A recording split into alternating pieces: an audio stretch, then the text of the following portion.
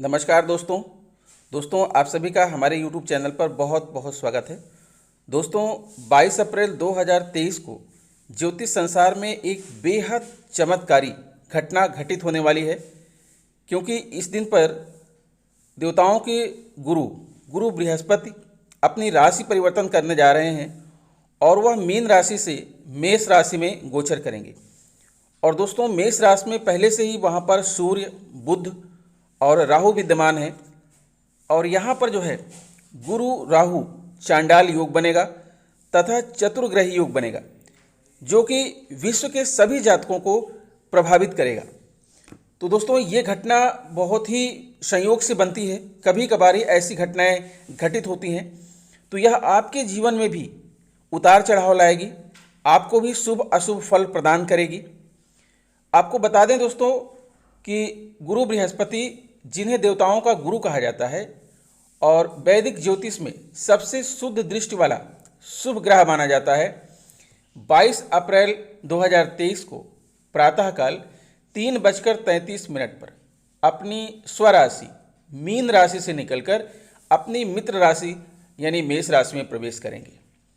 जब देवगुरु बृहस्पति मेष राशि में प्रवेश करेंगे उस समय वह अपनी अस्त अवस्था में होंगे, क्योंकि 28 मार्च से बृहस्पति मीन राशि में अस्त अवस्था में आ जाएंगे और फिर 27 अप्रैल प्रातःकाल 2:07 तक अस्त अवस्था से बाहर निकल आएंगे। जब बृहस्पति का गोचर मेष राशि में होगा तो वहाँ पर पहले से ही उपस्थित राहु बृहस्पति से संयोग करेंगे और इन दोनों की यह युति गुरु चांडाल दोष का प्रभाव भी दिखाएगी। साथ में दोस्तों वहाँ पर बुध और सूर्य पहले से विराजमान हैं और बृहस्पति के जाने से मेष राशि में 4 ग्रह विद्यमान हो जाएंगे और इस प्रकार यहाँ पर चतुर्ग्रही योग बनेगा और चारों ग्रहों की ऊर्जा एक साथ संयुक्त होकर जातकों को प्रभावित करेगी। बृहस्पति 4 सितंबर को 4:58 पर वक्री अवस्था में आ जाएंगे और वर्ष के अंतिम दिन यानी 31 दिसंबर 2023 को प्रातःकाल 7:08 पर वक्री अवस्था से बाहर आएंगे। वैदिक ज्योतिष के अनुसार बृहस्पति का राशि परिवर्तन बहुत महत्वपूर्ण प्रभाव देने वाला माना जाता है, क्योंकि देवगुरु बृहस्पति की दृष्टि अमृत के समान होती है और यह जिन भावों पर अपनी दृष्टि डालते हैं उनकी वृद्धि करते हैं। वैसे भी यह एक वृद्धि कारक ग्रह है। इस प्रकार बृहस्पति का मेष राशि में गोचर सभी राशियों में जन्मे लोगों पर अलग अलग रूप में प्रभाव दिखाएगा। तो दोस्तों अपनी इस वीडियो में हम इसी बात पर चर्चा करेंगे कि अलग अलग राशियों पर इस गुरु चांडाल योग और चतुर्ग्रही योग का क्या प्रभाव पड़ेगा, इसी का विश्लेषण करेंगे। और ये सारा का सारा विश्लेषण आपकी चंद्र राशि पर आधारित होगा। आइए अब विश्लेषण करते हैं वृश्चिक राशि के जातकों की कुंडली का। तो दोस्तों जैसा कि आप यहाँ पर देख पा रहे हैं, यहाँ पर ग्रहों की विभिन्न स्थितियाँ 22 अप्रैल को आपकी कुंडली में ग्रहों की स्थितियाँ क्या रहेंगी, कौन कहाँ पर रहेगा, दिखाया गया है यहाँ पर। जैसा कि जानते हैं कि बृहस्पति राशि के स्वामी हैं मंगल और कारक ग्रह हैं शनि, चंद्र और मंगल।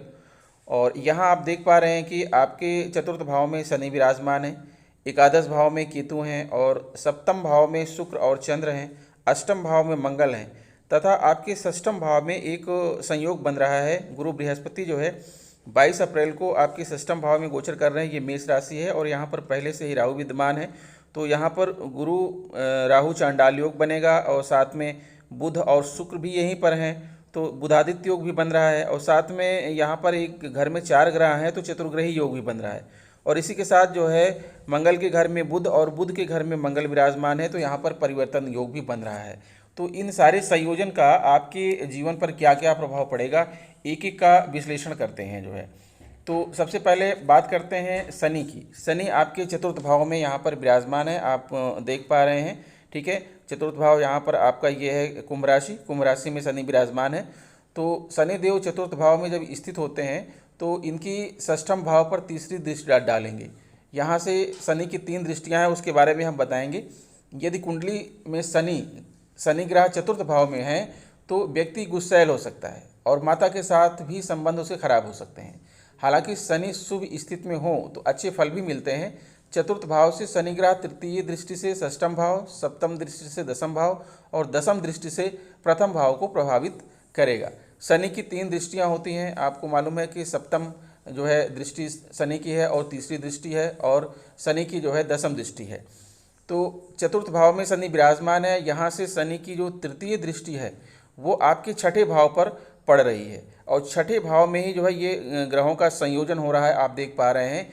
तो शनिदेव चतुर्थ भाव में स्थित षष्ठम भाव पर तीसरी दृष्टि डालेंगे। इस भाव पर प्रभाव होने से स्वास्थ्य पर बुरा प्रभाव पड़ सकता है। इसके साथ ही शत्रुओं से भी ऐसे व्यक्ति को बचना चाहिए। और उसके बाद शनि की जो 7वीं दृष्टि है दसम भाव में सप्तम दृष्टि होने से आपको अपने कर्मों के अनुसार फल मिलेंगे। यदि आप ईमानदारी से मेहनत करते हैं तो हर काम में विकास होगा। यदि आप रहस्यमय हैं तो बुरे परिणाम सामने आ सकते हैं। इसी प्रकार शनि की जो दसम दृष्टि है, शनि जो है चतुर्थ भाव में विराजमान शनि प्रथम भाव को प्रभावित करेगा, जिससे व्यक्ति में ठहराव तो रहेगा लेकिन मानसिक रूप से परेशान रहेंगे। आलस्य की अधिकता भी ऐसे लोगों में देखी जा सकती है। अब यहाँ आप देख पा रहे हैं कि मंगल जो है आपके अष्टम भाव में विराजमान है। तो कुंडली के अष्टम भाव से रोग, आयु, मृत्यु के कारण, मानसिक चिंता, समुद्र यात्रा, इन सब बातों की जानकारी प्राप्त होती है। अष्टम भाव में स्थित मंगल के प्रभाव से जातक को कई प्रकार के व्यसन एवं रोग होने की संभावना रहती है। मंगल लाल रंग व अग्नि का कारक ग्रह है। अष्टम में मंगल स्थित होने से जातक को रक्तचाप की बीमारी या खून बीमारियां होने की संभावना होती हैं। खून लाल रंग का होने से रक्त का कारकत्व मंगल के अधीन आता है। मंगल अग्नि का कारक होने से अष्टम भाव में स्थित मंगल के प्रभाव से जातक को अग्नि से मृत्यु का भय रहता है। अष्टम भाव गर्भाशय, मूत्राशय, गुदा व गुप्तांग का होता है। मंगल अष्टम भाव में अशुभ प्रभाव में होने से जातक को गुप्तांगों के रोग होने की संभावना रहती है तथा जातक को मानसिक चिंताएं भी सताती हैं। अष्टम भाव में मंगल को अशुभ फल देने वाला माना गया है। अष्टम भाव में स्थित मंगल के प्रभाव से जातक के साथ आकस्मिक दुर्घटनाओं की संभावना रहती है। अष्टम मंगल के प्रभाव से जातक का अजीर्ण वायु रोग या पेट रोग होने की संभावना रहती है। जातक को रोगों के कारण ऑपरेशन होने की संभावना बनी रहती है। अष्टम भाव स्थित मंगल के प्रभाव से जातक को वसीयत से धन पाने के लिए अति खर्च करने की संभावना होती है। ऐसे जातक को गलत कार्यों से धन कमाने की लालसा रहती है। यद्यपि दोस्तों मंगल यहाँ पर अष्टम भाव में है, लेकिन ये बुध का घर है और बुध मंगल के घर में है, तो यहाँ आपका ये कुछ भी अहित नहीं करने वाले हैं। सप्तम दृष्टि मंगल की पड़ रही है। अष्टम भाव में मंगल स्थित होने से उसकी सप्तम दृष्टि द्वितीय भाव पर पड़ती है। मंगल की द्वितीय भाव पर दृष्टि होने से जातक को धन की कमी बनी रहती है। जातक को पारिवारिक सुख भी कम मिल पाता है। बुध और मंगल दोनों एक दूसरे के शत्रु हैं और यहाँ पर मंगल शत्रु के घर में विराजमान है, लेकिन चूंकि मंगल को पता है कि उनके घर में भी बुध विराजमान है, तो इसलिए ये ज़्यादा विपरीत प्रभाव नहीं डालने वाले हैं। मंगल की चौथी दृष्टि भी होती है।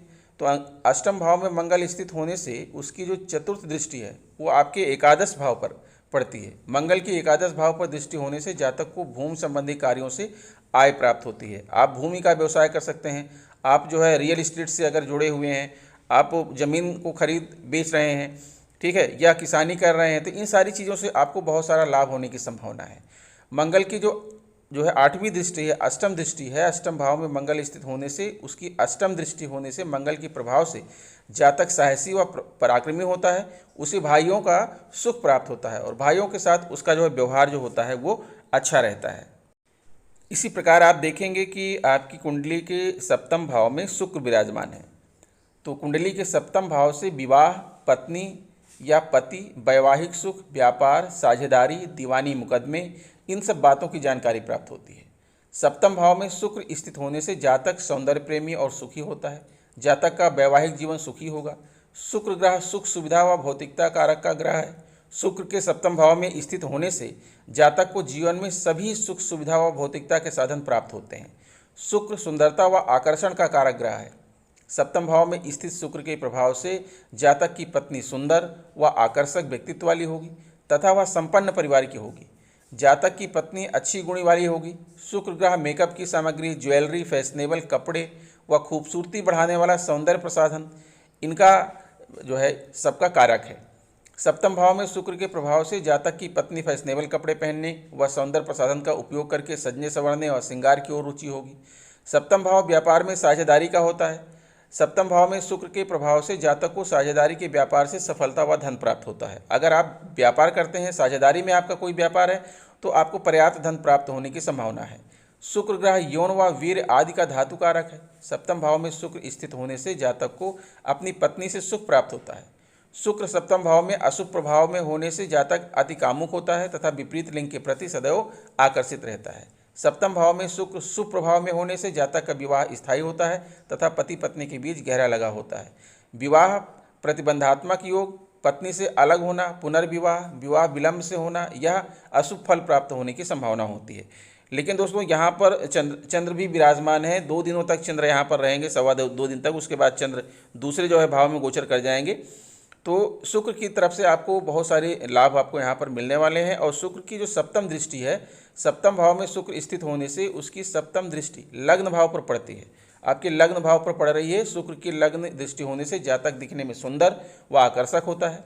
जातक के स्वभाव में एक विशेष प्रकार की मिठास होने की संभावना रहती है। और सप्तम भाव में शुक्र का मित्र राशि में प्रवेश में प्रभाव। सप्तम भाव में शुक्र अगर मित्र राशि में स्थित होने से जातक का विवाहित जीवन सुखी होता है, जातक की पत्नी सुंदर होती है, व्यापार से लाभ प्राप्त होता है। साथ में आप यह भी देख रहे हैं कि आपके एकादश भाव में केतु विराजमान है। यहाँ स्थित केतु आपको अनेक प्रकार के शुभ फल देंगे, क्योंकि एकादश भाव में अगर आप देखेंगे तो आप देखने में आकर्षक और मनोहर व्यक्तित्व के स्वामी हैं ही हैं। आप विशेष कांति वाले तेजस्वी व्यक्ति हैं। आपको अच्छे कपड़े पहनने का शौक है। आप परोपकारी और दयालु स्वभाव के हैं और आप स्वभाव से उदार और हमेशा संतुष्ट रहने वाले व्यक्ति हैं। आप उत्तम शिक्षा प्राप्त करेंगे। आप शास्त्रों को जानने वाले हंसमुख स्वभाव के विद्वान व्यक्ति हैं। आप सरस और मधुरभाषी हैं। आप पराक्रमी, प्रतिष्ठित, लोकप्रिय होंगे। दूसरे लोग भी आपकी प्रशंसा करेंगे। आप सरकार या राजा के द्वारा सम्मान भी प्राप्त करेंगे। आप अनेक प्रकार के आभूषणों और ऐश्वर्य से संपन्न होंगे। आपकी आमदनी के बहुत सारे स्रोत होंगे। आप भाग्यवान व्यक्ति भी होंगे, क्योंकि यहाँ केतु आपके एकादश भाव में विराजमान है। आपका घर बड़ा सुंदर होगा। आप किसी भी काम को अधूरा नहीं छोड़ना चाहते। शत्रु आपसे भयभीत रहते हैं। लेकिन यहाँ स्थित केतु कुछ अशुभ फल भी देते हैं। फलस्वरूप आप कुछ हद तक चिंतित भी रह सकते हैं और अपने हाथों अपनी हानि कर लेते हैं। संतान से संबंधित चिंता रह सकती है। कुछ पेट की बीमारियां भी हो सकती हैं। केतु ग्रह जो है कुंडली के विभिन्न भावों में अलग अलग जो है परिणाम देते हैं, लेकिन यहाँ पर आपके एकादश भाव में बैठे हुए केतु आपके जीवन के लिए बहुत अच्छा परिणाम लेकर के आ रहे हैं। अब साथ में बात करते हैं दोस्तों, जो विशेष संयोजन है जिसके बारे में चर्चा हमें करनी है। आपके षष्ठम भाव में जो संयोजन बन रहा है, गुरु चांडाल योग बन रहा है, बुधादित्य योग बन रहा है और यहाँ जो है चतुर्ग्रही योग बन रहा है, साथ में परिवर्तन योग भी बन रहा है। तो इन योगों का जो है, ये जो संयोजन है ग्रहों का, जो सम्मिलित ऊर्जा है जो निकल रही है, उससे जो है आपके जीवन पर क्या प्रभाव पड़ेगा। वृश्चिक राशि वालों के लिए बृहस्पति का गोचर आपकी राशि से छठे भाव में होगा। वह आपके दूसरे और पांचवें भाव के स्वामी हैं। छठे भाव में होने वाला बृहस्पति का यह गोचर आपके लिए ज़्यादा अनुकूल तो नहीं कहा जा सकता, फिर भी कुछ न कुछ अच्छे परिणाम अवश्य मिलेंगे। हालांकि आपको अपने स्वास्थ्य को लेकर बहुत ज़्यादा सतर्कता बरतनी होगी। छठे भाव में देवगुरु बृहस्पति जब गोचर करेंगे तो उस समय सूर्य, बुध और राहु भी छठे भाव में होंगे। 4 ग्रहों का चतुर्ग्रही योग आपके छठे भाव में होने से लीवर से संबंधित कोई समस्या सामने आ सकती है। यदि आपने इस पर ध्यान नहीं दिया तो यह किसी विकराल समस्या का रूप भी धारण कर सकती है, जिसके लिए आपको अस्पताल में भर्ती भी होना पड़ सकता है। आर्थिक रूप से गुरु गोचर 2023 उतार चढ़ाव से भरा रहेगा। आपके खर्चे ज़्यादा होंगे। आर्थिक स्थिति उतार चढ़ाव से भरी रहेगी। स्वास्थ्य को लेकर भी खर्च करने होंगे। संघर्ष करने से आपको अपने कार्यक्षेत्र में सफलता मिलेगी। सितंबर के बाद से धीरे धीरे स्थितियां आपकी तरफ मुड़ती हुई नजर आएंगी और नवंबर दिसंबर में कैरियर में थोड़ा अच्छा समय देखने को मिलेगा। व्यापार को लेकर बहुत ज़्यादा खर्च होंगे। विदेश यात्रा या सुदूर क्षेत्रों से आपको जाना पड़ सकता है। इस दौरान संतान से संबंधित कोई सुखद समाचार आपको मिल सकता है। आपको प्रतिदिन श्री विष्णु सहस्त्रनाम स्तोत्र का पाठ करना चाहिए। तो दोस्तों, आशा करता हूं कि यह वीडियो आपको अच्छी लगी होगी और गुरु बृहस्पति आपको सदा प्रसन्न रखें, निरोग रखें। आप जो है धन लाभ अर्जित करें, आपके परिवार में खुशियां आए। इन्हीं बातों के साथ विदा लेता हूं। मिलता हूं आपसे नेक्स्ट वीडियो में। तब तक के लिए नमस्कार।